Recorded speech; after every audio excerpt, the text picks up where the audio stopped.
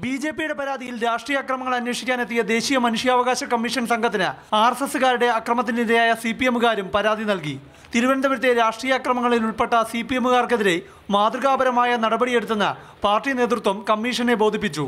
ബിനീഷ് കൊടിയേരി അടക്കം അക്രമത്തിനിരയായ നിരവധി സിപിഎം പ്രവർത്തകർ കമ്മീഷന് മൊഴിയും തെളിവുകളും നൽകി. ഓഫീസിന് നേരെ കല്ലേറ് നടത്തിയതിന് അതും പാർട്ടിയുടെ നേതാക്കന്മാരായി പാർട്ടി സഹാക്കൾ പാർട്ടിയുമായി ബന്ധമുള്ളവരാണെങ്കിൽ പോലും അവരെയും അറസ്റ്റ് ചെയ്ത് അവരും ഇപ്പോൾ ലോക്കപ്പിലാണ്, ജാമ്യമില്ലാതെ ലോക്കപ്പിൽ കിടക്കും. RSS കാര്യവാഹ് രാജേഷിന്റെ കൊലപാതകത്തിൽ പാർട്ടിക്ക് പങ്കില്ലെന്നും ഗുണ്ടാ കേസിൽപ്പെട്ട ക്രിമിനലുകളുടെ കുടിപ്പകയാണെന്നും CPM നേതൃത്വം മൊഴി നൽകിയിട്ടുണ്ട്.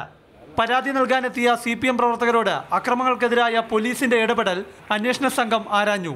അവർ തിരിച്ച് ഞങ്ങൾ പറയുന്ന ഉത്തരത്തിൽ നിന്നും അവരുടെ ഭാഗത്തു നിന്നും തിരിച്ചു വരുന്ന പ്രതികരണങ്ങൾ മുഴുവനും പോലീസിങ്ങും ലോ ആൻഡ് ഓർഡർ സിറ്റുവേഷനും എത്തരത്തിലാണ് എന്നുള്ളതിന് ബേസ് ചെയ്തിട്ടായിരുന്നു.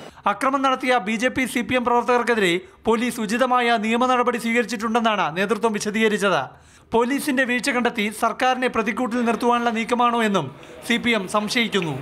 മാതൃഭൂമി ന്യൂസ്, തിരുവനന്തപുരം.